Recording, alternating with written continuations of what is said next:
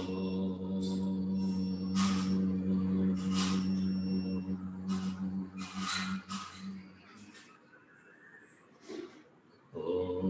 Sahana Bhavatu Sahanao Bhunaktu Saha Viryankaravavahai Tejasvinavadhitamastu ma vidvishavahai.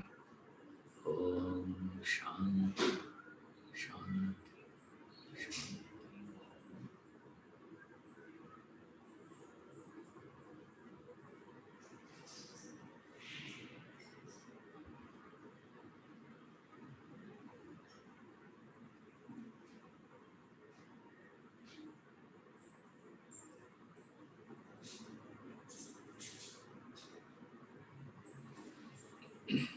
Hari Om.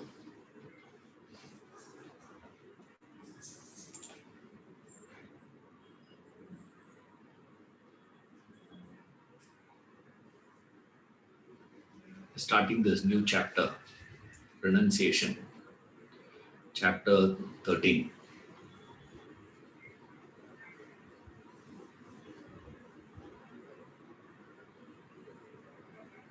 Renunciation comes after you have practiced the spiritual disciplines to your proportion, according to your constitutional nature. Say how much you are active, emotional, intellectual, indolent. You proportion those 4 spiritual disciplines: Karma Yoga, Bhakti Yoga, Jnana Yoga, Hatha Yoga. These disciplines, when you practice, you drop the bulk of your desires, your attachments, your involvements with the affairs of the world.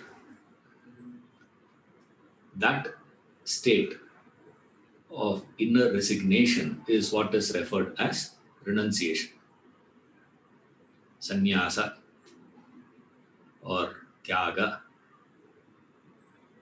vairagya. And of course, you will see vairagya as an initial discipline also. That is a preliminary vairagya. It's not a total vairagya, it is a preliminary vairagya. So vairagya is taken as a preliminary qualification. When vairagya gets intensified, it becomes tyaga, sannyasa. So sannyasa is a state you reach to. Renunciation is a state you reach to post spiritual disciplines.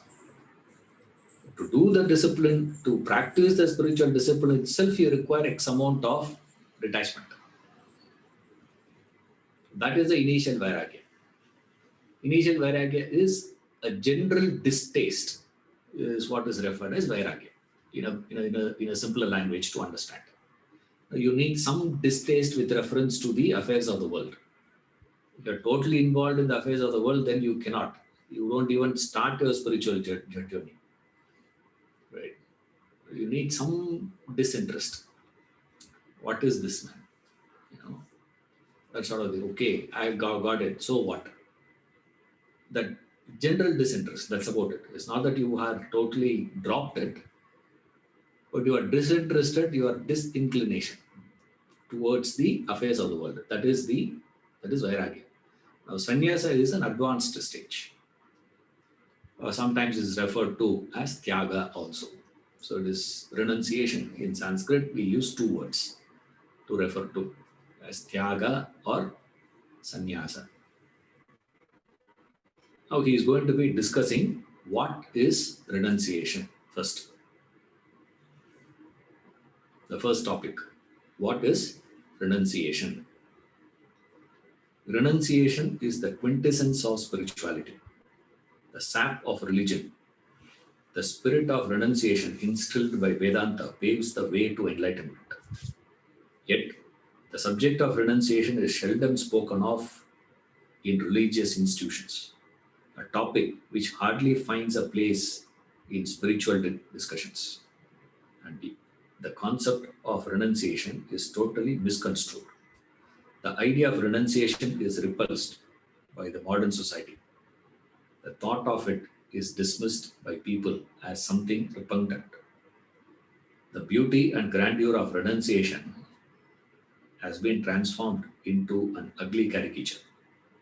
The general misconception is that it means resignation and retirement from life, to go barefooted and bareheaded, live in the seclusion of forests. This is far from the truth. Had it been so, then renunciation would be of no practical use to people and only cater to a few social recluses who shun away from pleasure or material comfort.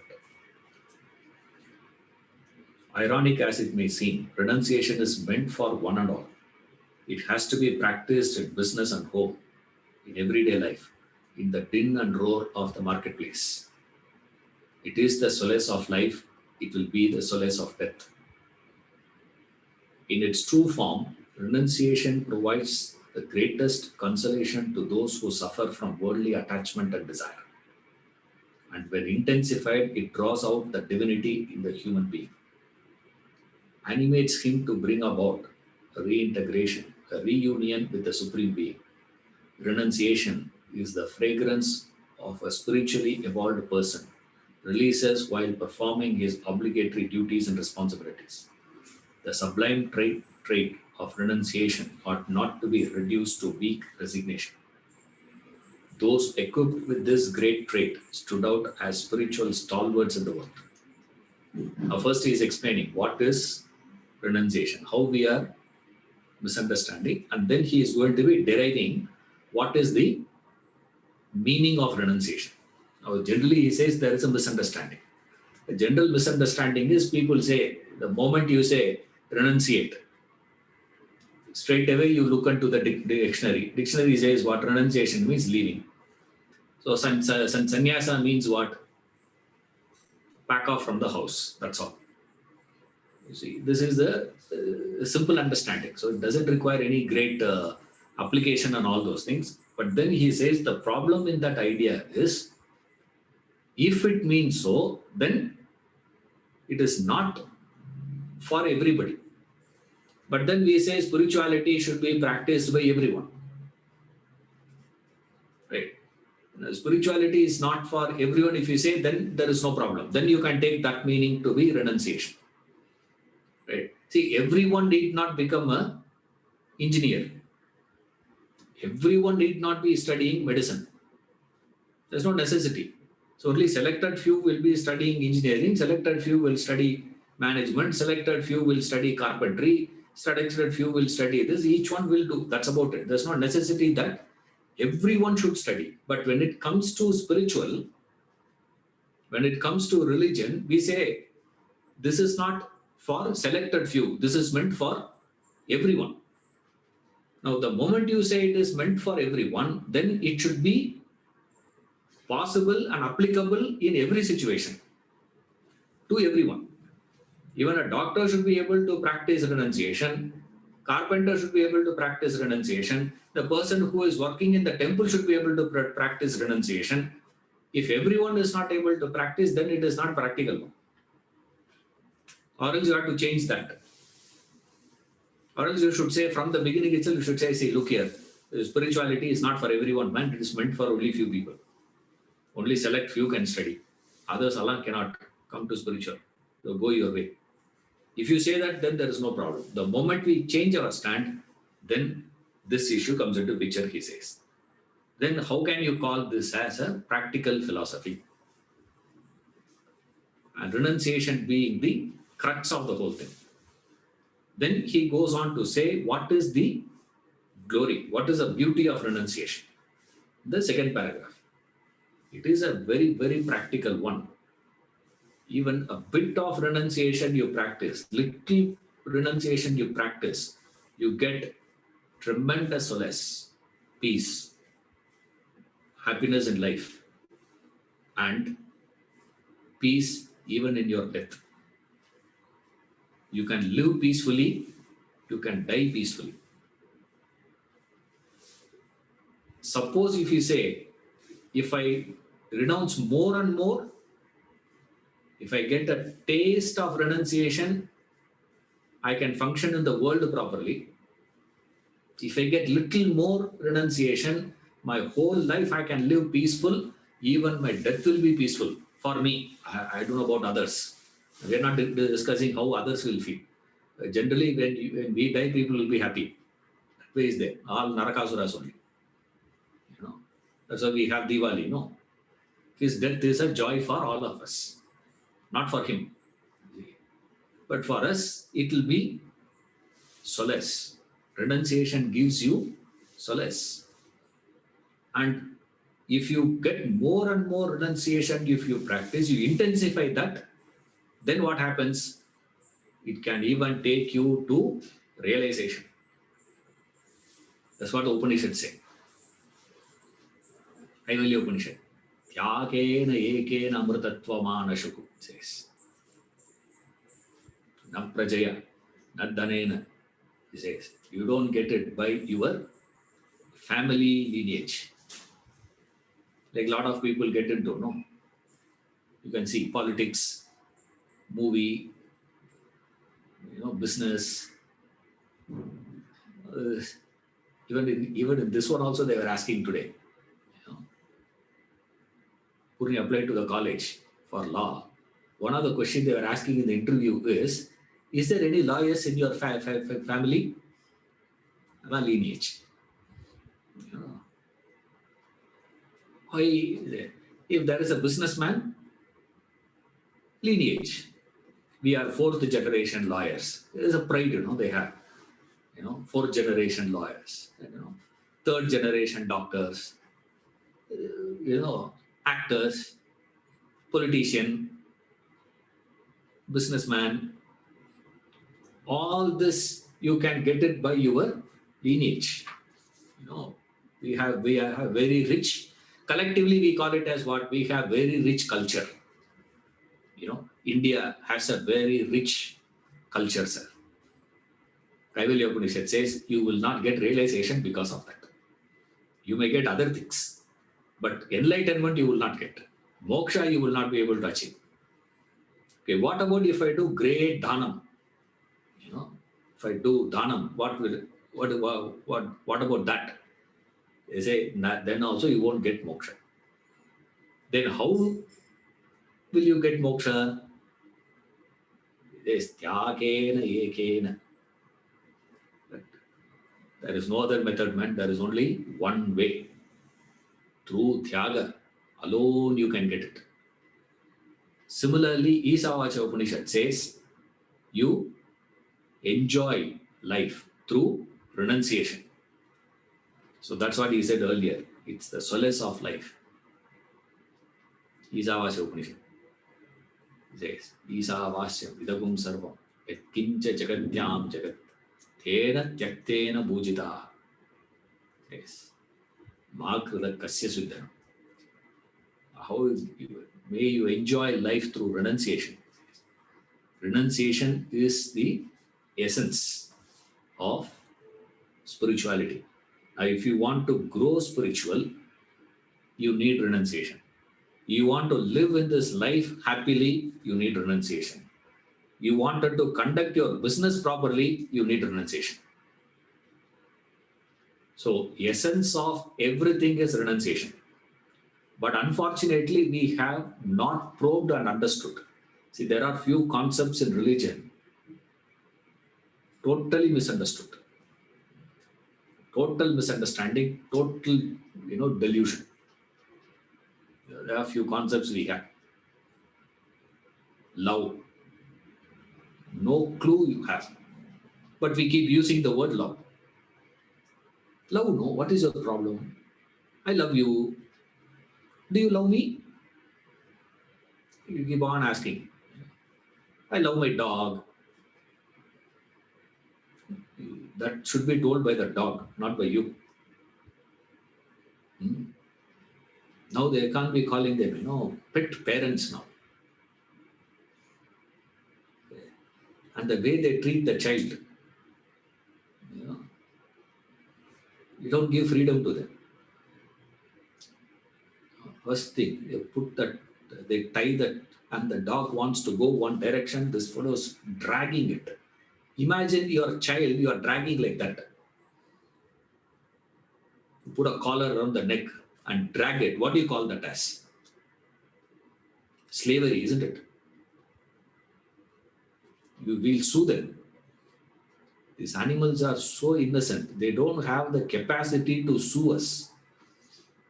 Therefore, we are taking absolute advantage of them.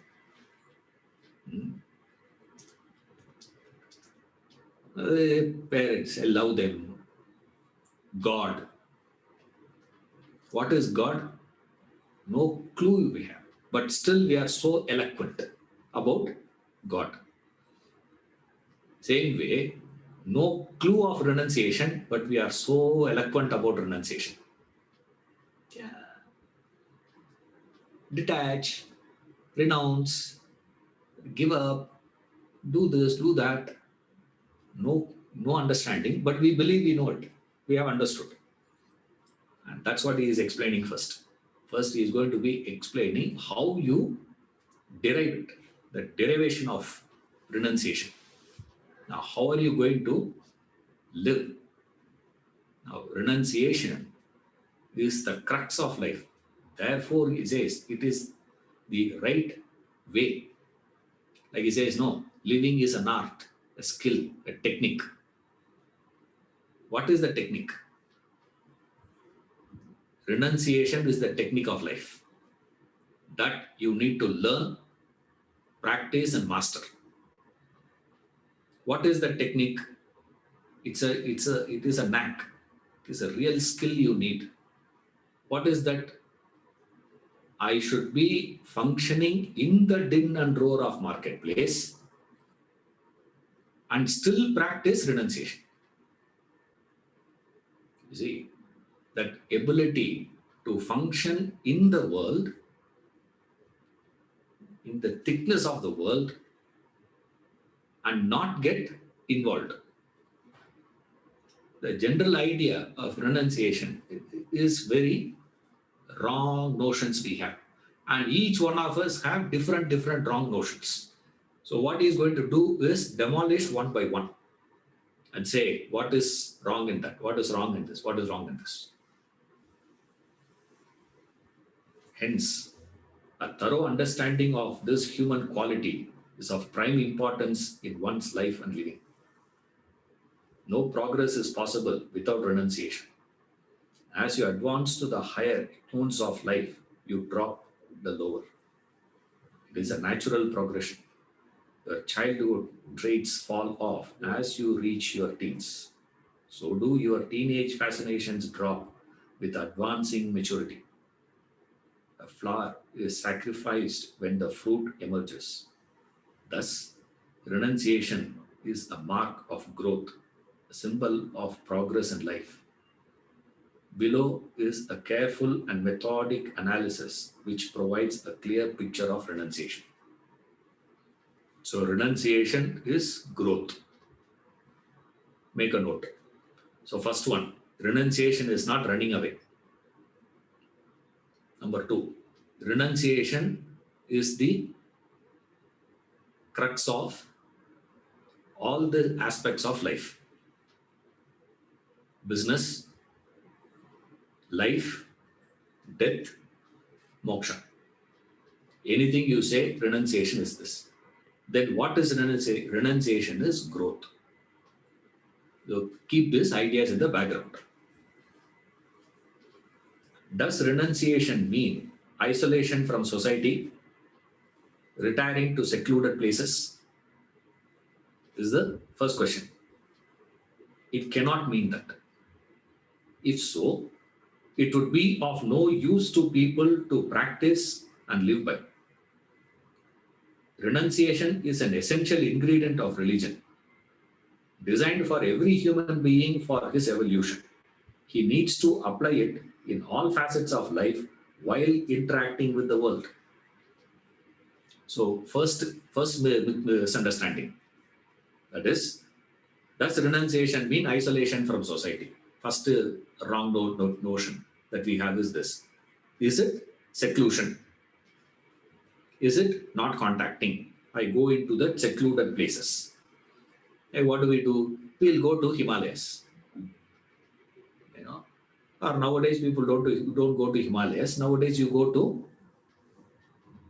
Caribbean places, or depending upon you go to some secluded place, some forest you go. Now some of them go and stay alone. I'm going to live alone now. You know, and he thinks he is practicing detachment. He is practicing renunciation. So every time we use renunciation, you put the slash detachment. Okay, so detachment, renunciation. You read them together. It will be easier. So detachment means what? I'm going to be detached from my family. What you should do first? Stay away from them. That is what is taken. He says that cannot be meaning that. It cannot be moving into seclusion. Now, why? Who will go into seclusion? What is the framework? What is the mental state of a person who is extricating himself physically? Now, when he says seclusion,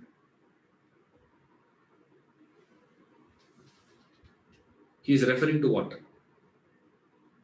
Is moving away means physically you move away from that situation, from that environment. Now, current situation in which you are, you try to escape. So, essentially, renunciation practice means what? Escaping from my current problem. That's what they say. When you have too much of a problem with fight with the wife, what do you tell the wife? I will take sannyas. In those days, they used to threaten. Even now, you can threaten. Because if you take sannyas, she can't claim anything from you. Know that, no? Even, when the bank cannot claim anything from you. If I announce that I have taken such sannyas, a big businessman has lot of loans. What you should do? I don't want to get into jail. What to do now? He says, take sannyas. Straight away you are relieved of all your past debts. Because as far as legal is concerned, he is dead. Past is gone for him. He is a dead fellow. So he says, I want to run away from my problems. So what is renunciation? He cannot mean it. Why he says it's not practical? It is not practicing this. Why this is not practical is because the mental attitude of a person who is physically extricating himself by not contacting the erstwhile situation, erstwhile environment he is living. So he's moving away from that situation, he is moving away from that environment. Why? If that is the case, then he says it's not. So, which means, first thing that you understand here is what? Not contacting is not. That means you are allowed to be in contact. That means association with the world is allowed. Association with the world means what? Association with objects and beings. Any situation, any object, that is allowed.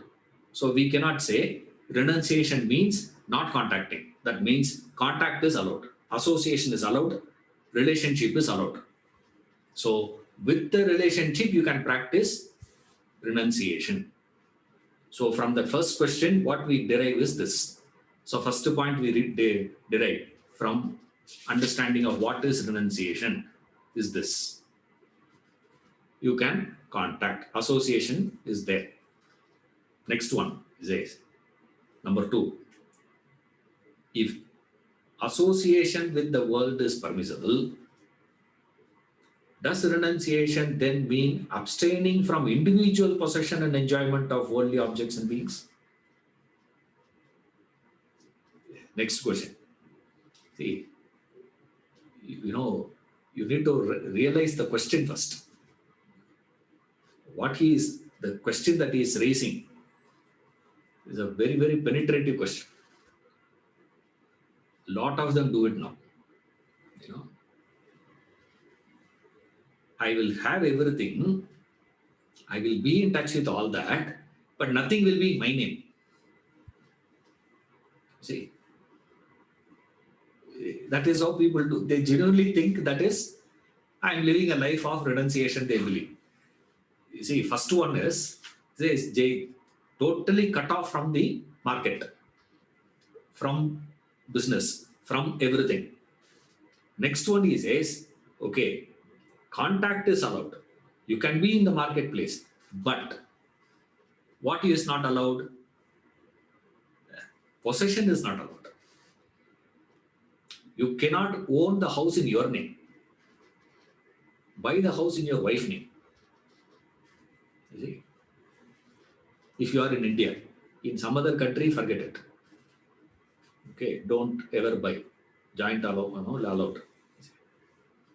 Buy it in their name, not in your name. Then what is it, sir? I'm a renunciate.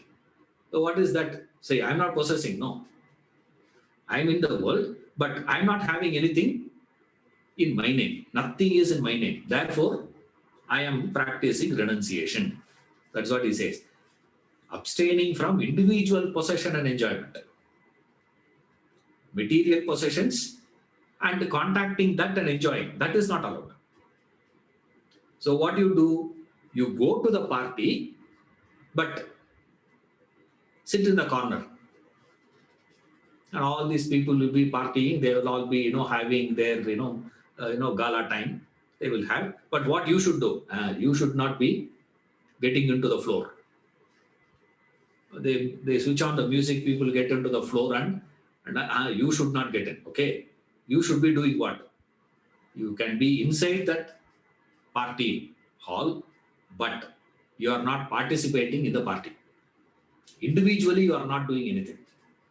So a lot of them do it. They go to party, come back home and eat. They will not eat there. You see? And they think what they are doing? They are practicing renunciation. That's what he means by abstaining from individual possession and individual enjoyment. Can that mean renunciation? What is wrong in that? What is the problem in that is what next question is analyzing. It cannot mean that either. In the past, India was a home of many royal sages, Rajarishi. They were kings who were highly evolved souls living a life of renunciation. King Janaka was one such royal sage. He regained over a kingdom, enjoyed the comforts of royalty, yet was a man of renunciation, rooted in the thought of the Supreme. Never was he enmeshed in the affairs of the world. Tradition apart, it would be impractical to allow one to contact the sense objects, but not enjoy their pleasures. To stimulate the appetite for sensual pleasure through contact and stifle enjoyment therefrom. That would be far more frustrating than total abstinence from them. Hence, there is no objection to enjoyment of sense objects. The practice of renunciation, therefore, does not taboo worldly possession or enjoyment. You gain knowledge through 4 means. There are 4 means to gain knowledge. We have studied that earlier. Right? Pratyaksha, Anumana, Upamana, and Agam. Shruti. There are 4 pramanas. Pratyaksha pramana is you see something, you understand. That is called pratyaksha. You hear, you understand. You smell, you understand. You taste, you understand. That's what seeing. Generally, we give one example. See. By seeing, you understand this. That is how you gain knowledge. Then you have another one. Method is you gain knowledge through inference. You infer. That's called upamana. I'm sorry, what is it? Pratyaksha, anumana. I'm forgetting that. Anumana. Anumana means inference. Classic example they give. You see a cloud of smoke at a distance. You say there is fire. You have not seen fire. Your pratyaksha, your perception is only smoke. But you conclude the existence of fire, which you have never seen, which you have not seen. There is fire. How do you say that? That's called inference. From here, you deduce something, you understand something. Third one is upamana, is comparison. You compare one property, qualities of certain things to explain the quality of something that we don't know. Example, we give Chhatrapati Shivaji fought with Mughals like a tiger. You infer certain, you compare that. Through that, you understand what is the quality of a tiger. So tigers have this quality of what? They wait, hide, and suddenly attack. And when it comes out, it comes with such ferocity. That canine teeth, amazing to see it. It tears open that with that a bison eats. It's the same teeth it uses to carry the cubs. So softly. So what was he, sir? He was like that with reference to the subjects. With his subjects, he was so soft. But with reference to Mughals, what was he, sir? Hair open. That is his quality of, that's the quality of Chhatrapati Shivaji. And gorilla attack, the first one to introduce in the world, the gorilla attack. What is it? Tiger. That's how it attacks. It just, suddenly pounces.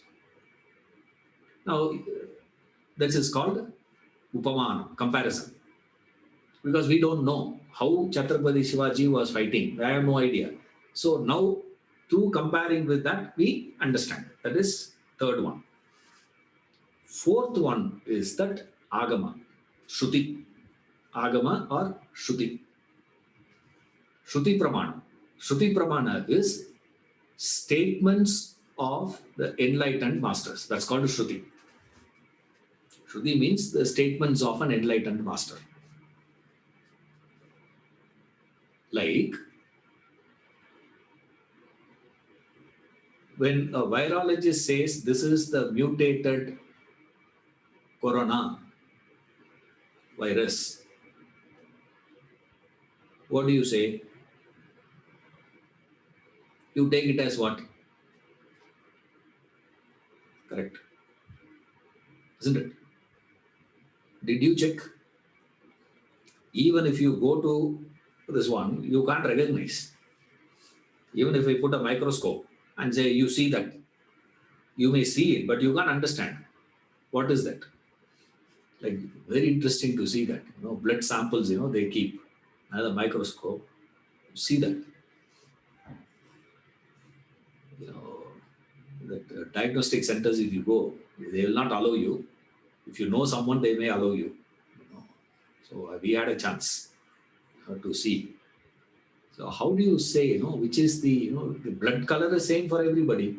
He says this is AB negative, this is O positive, this is O negative. So how do you say all that? You don't understand. So he says what? You come, I'll show you. He puts that and you see that. When you see something is moving, you say, but what is what you don't know? No idea you have. They have to tell you. When they say your blood group is this, what do you do? After that, you go and tell everybody, in the world. You tell everyone when you meet with an accident or you go to donate blood. People ask you, what is your blood group? On what basis so authoritatively you say, this is my blood group? On what basis? That is called Shruti Praman. There is no Pratyaksha, there is no inference, there is no comparison, nothing. On what basis? On the basis of someone who has learned that field. The statements of those masters, those experts, is taken as correct. That is called Shruti Praman. Now, in Vedanta, you cannot learn through Pratyaksha, not possible. Some idea you can get through inference. Okay. Through Upamana, you can get slightly more. But final authority is the statements of those masters. That is what he is employing here. First thing he says is the Shruti, the scriptures have given us the examples of such great masters, the royal sages, Raja Rishis, how they have lived their life. And one example they give as a picture of renunciation is this fellow, Janaka. How he has lived. He's a king. The king Janaka is also considered as renunciate, not just an ordinary one, as a complete picture of renunciation. You wanted to have a total one thing, it should have everything, sir. All in one package.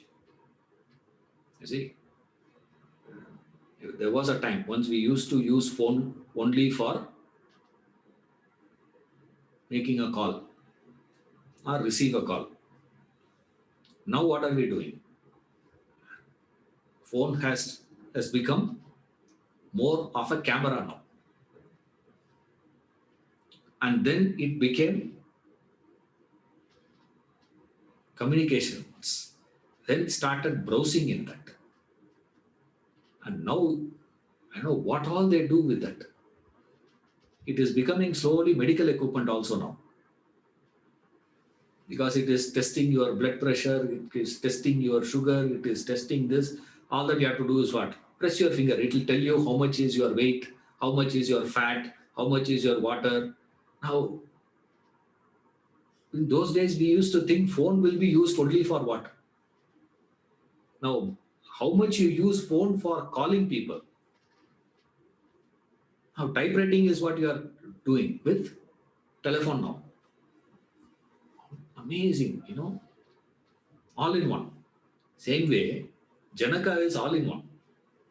Complete picture of renunciation. Total renunciation you want to understand. Best sample we have from the Shastras is Janaka. What was he? He's a king. As a king, he was practicing renunciation. That means what? He could possess the world. He could possess everything, contact everything, enjoy everything also. Next, he goes to inference. Next one, he says, see, suppose if a person were to take a stand, look here, I am not willing to believe all that, Shastra and all those things. I want logic. Next, he comes to the logic. He says, imagine if renunciation were to mean you can be there, but you can contact, but you cannot enjoy. Like we have, group of, sadhus are there. You go to Himalayas, Rishikesh, if you go, there's a group of sadhus who are referred as Udasina Maharaj. They'll be calling them Udasina Maharaj. What they do is this. You give them, their roti and, some sabji they give, as, for all the sadhus. They'll be supplying. What these people do is they'll take the roti. Those rotis will not have salt. Saltless rotis. They just, give. Bake it and give. That's all. And then what you have to do is they give sabji along with that. What this man will do is he will take that, go to the Ganges, wash the sabji, which is cooked already, okay, with all that little masalas and all those things, whatever is there. He will wash it, and he will wash that roti in the Ganges and then eat. Because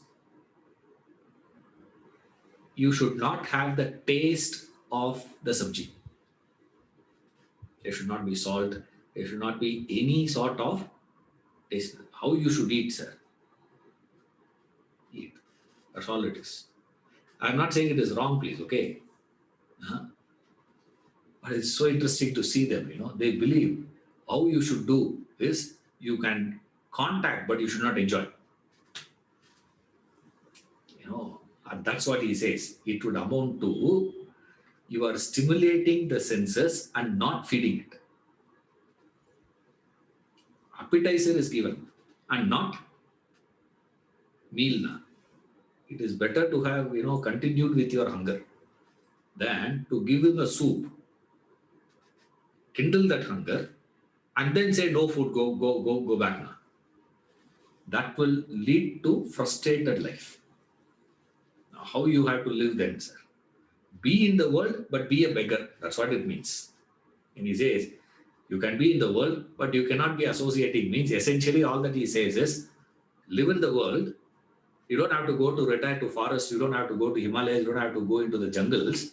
You live in the city, live in the village. But how you should live? Live as a beggar. He says, abstain from any possession. And then what? Everyone around you will be possessing. Only you will not be possessing. I will not have. That's what it means. All that he says is, okay, what sort of a life that would be? He says that will frustrate you. And that frustration will cause a mental damage. It will damage your personality. Remember, that frustration, it will set in. The frustration will set in. Best thing you can see is an old man, grandfather having meals with the grandchildren. He'll get so angry. One dinner, whenever my father is here, we will never order from outside. Even if we order outside, the bill we will tear first. Because one dinner, he says, 1,200 rupees. Pizza you order for 5 people, 4 people you have to eat means minimum is 1,500 rupees, that is. 1,500 rupees for one meal? He can't have. Right? And he sees all these people having all that. Highly frustrating it would be. That's why all these businessmen and all that, when they grow, they get so frustrated in life. Why? They have everything, but the doctor said, you can't eat this, you can't eat that, you don't eat this, not that. I'm on diet. Now, diet issue. Why diet? Why all this? How you live? When you see others are all enjoying, how you feel inside? Frustration. That will dent your inner personality. Therefore, he says, it cannot mean that also. Which means, then what is the meaning? Point 1. You are allowed to be in the world. Association is allowed. Not only association allowed, you are allowed to possess things, contact them, enjoy them. So what are all the things allowed now? In the world, have everything, contact everything, enjoy the contact also. It's not that you cannot enjoy those things. You can enjoy everything. Second one. Then he comes to the third question. Does renunciation then mean restricted possession and enjoyment? Fascinating question. This is the meaning of reflection. When you're reflecting, this is how you're supposed to reflect. Yes. Does it mean this then? Yes. Fixing limits to the quantum of your possession and extent of your enjoyment of sense objects? No, not even that. Had it been so, the practice of renunciation would mean merely following charts with fixed limits for material possession and sensual enjoyment. Tabular column. Moreover, it is not possible to fix such limits in practical life. What is excessive for one may be insufficient for another, both in terms of material possession and sensual enjoyment. Hence, renunciation cannot be defined by such arbitrary boundaries. This truth has been highlighted in the scriptures by two extreme examples. Lord Krishna was known to have kept the company of many gopis, milkmaids. Yet he was acclaimed as the Nitya Brahmachari, meaning perpetual celibate. So too was sage Durvasa, known for freely consuming food, and he was known as Nitya Upavasi, one on constant fast. These apparent contradictions are meant to drive home the truth that possession and enjoyment do not determine one's stature of renunciation. Third one, enjoy. எல்லாத்துக்கும் ஒரு limit இருக்கணும். Say no. There should be some limit, for things. Just because these people gives allowance for you to possess and enjoy doesn't mean you go on possessing and go on enjoying. Has to be a limit, a limited one. That is called renunciation. He says no. Why? Because fixing that limit would be amounting to just putting a chart, and chart cannot be prepared like that, because it's impractical. Why it is impractical? What is excessive for one in terms of possession enjoyment is bare minimum for another person. Is minimum for one person. Now, what is excessive? Now, why do you require a house with 27 floors?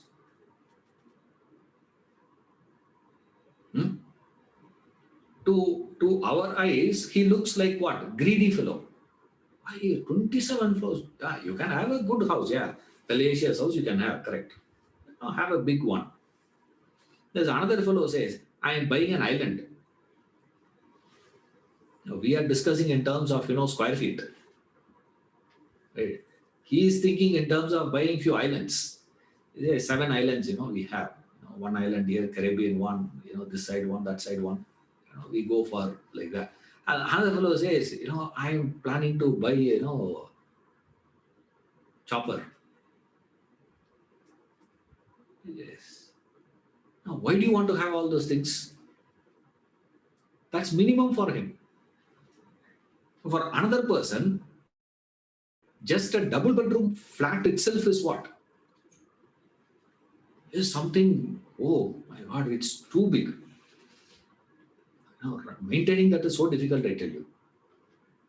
So difficult it is, sir. All my life I worked and I got what? For him, what is minimum? Double bedroom is minimum for him. For another fellow, 27 floor is minimum. Now, which one you are going to keep as a standard? Who is the right standard? Yardstick. Whose scale is correct now? Is this scale correct or that scale correct? What is excessive for one is insufficient for the other. Remember, what I believe as excess is insufficient for another person. Now, who is to fix a standard? How much enjoyment is allowed? How much possession is allowed? First.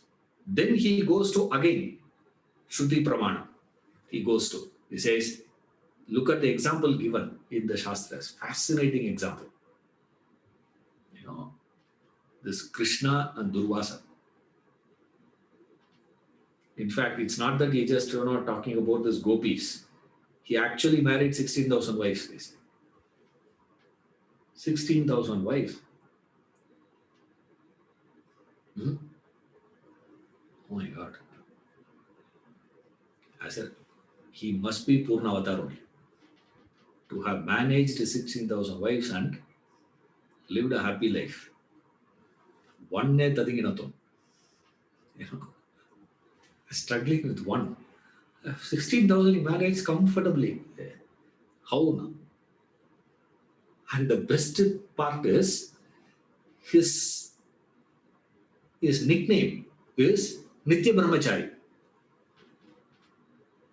And 16,000 wives, he had children with all of them, remember? Okay, not just, had 16,000 and kept quiet. How can you call that fellow Nitya Brahmachari? Unbelievable. And exactly like that, they talk about this man, Durvasa, is a sage. Durvasa.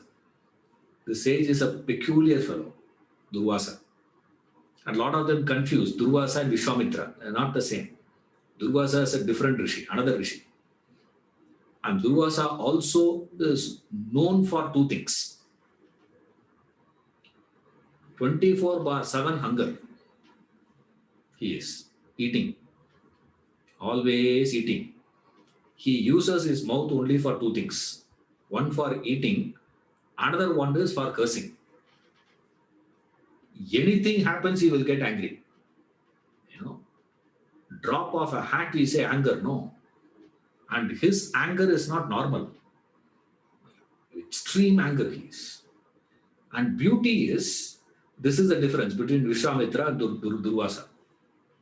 Whenever Vishwamitra gets angry, he curses, he loses his tapas.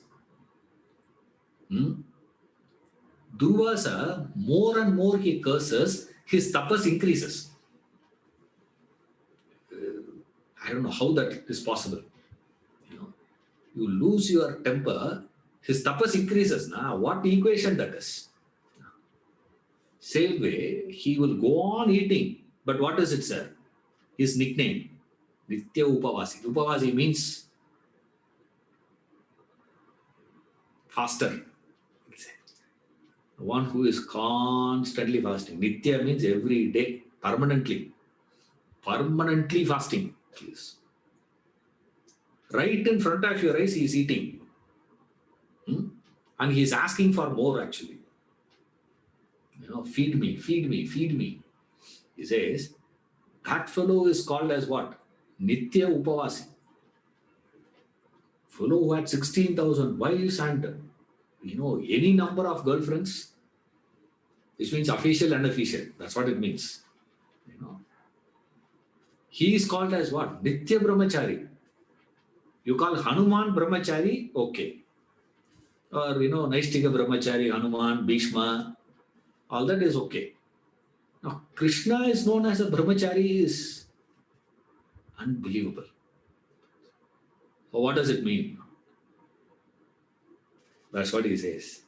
If the quantum of possession and enjoyment is not related to renunciation, then what is renunciation? He's just missing one word because of his refinement. If we are to write, we will add one more word in between. Say, then what the heaven is renunciation? Then what? Because you can't even understand. You say, possession allowed, you can be in the world, you can have, contact, you can have any amount of contact, any amount of this. If all this is allowed, this is exactly what we are also doing, no? So, what is the difference between a materialist and a sensual person and a renunciate? Because materialistic person is doing all these things, we criticize him, and then we say, okay, renunciate, that fellow. So all that you have to do is what? Simply change your name, that's all. from materialist to spiritualist. Just change the name, everything is solved or what? Says. If the quantum of possession and enjoyment also is not related to renunciation, then what is renunciation? What is the difference between a materialistic sensual person and a renunciate?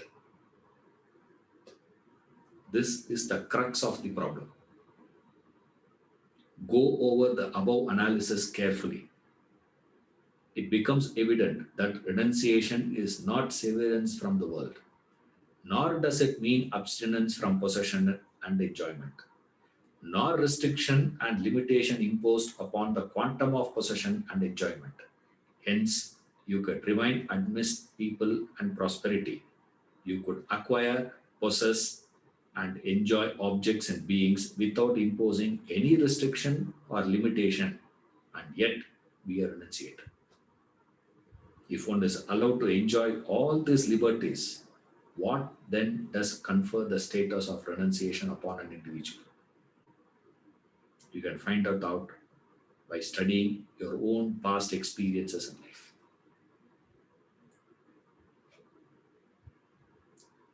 We will find it out in the next class. Okay. So go over this reasoning first. All this four carefully. Does it mean this? Does it mean this?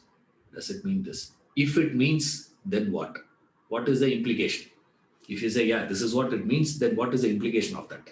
If you say this is what it means, then what is the inference? What do you infer from that? How will it go along with the reasoning that he gives? So, question and objection. So, this is what renunciation means, objection for it. If then, is this renunciation? Objection for that. Is this renunciation? Objection for that. So, which means none of this is renunciation. Then, how are we to understand renunciation? And he explains that with your own experience of life, from your own example, which irrefutable to all of us. Because for all of us, the final authority is our experience. Our experience is the final authority in concluding anything. The whole world may say 101 things. We don't care about it. Unless it comes unless it comes along with our experience, if there is a clash between what they say, what the world says, what those masters says, clashing with our experience, then we will straightaway discount whatever the world says. We will take only our experience as final authority. Therefore, he is going to prove what is renunciation from irrefutable experience of you. No matter who you are, no matter what you are. From there, he is going to be deriving what is the true meaning of renunciation. Okay. First, you go through it first. Then we will see that in the next class. What is true renunciation?